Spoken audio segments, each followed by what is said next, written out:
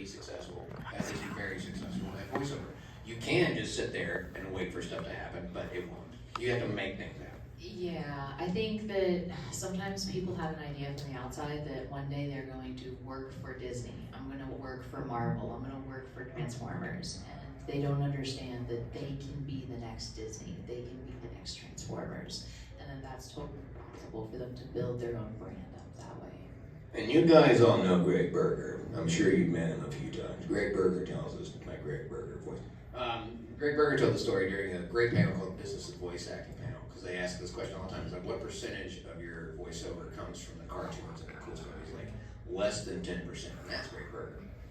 Now, I realize that he's a little further on his career than I am, but I would say that even less than that, for me, it's like 5% is that. Because so much of it is just doing commercials and doing stuff that I'm not super into, but it pays the bills.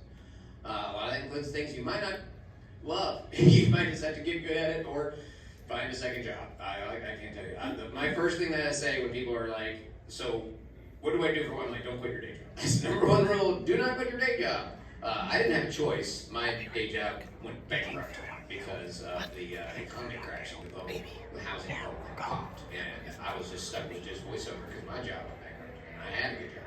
And it paid me some money. And in the meantime, I fixed computers, I cleaned gutters, I raked leaves, I cut grass, I edged, I picked, washed cars, whatever I could freaking do to make extra money, including getting cash advances and like a title loan. Like, it was rough for a while. It is not an easy job to get into. It takes a long freaking time. In fact, I have this is not necessarily announced, but they've already announced this, but I can't go into any details. But I've been at this job for almost 2 decades, and I'm only just now a main character in an animated series that's going to be on Disney Plus this October. It's called The Doomies. It looks amazing. I've got to see some of the final stuff. It reminds me of the old school 2D traditional animations. Very Gravity Falls, very like family-friendly Evil Dead.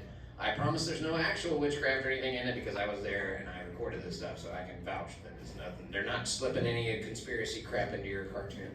But it's just a lot.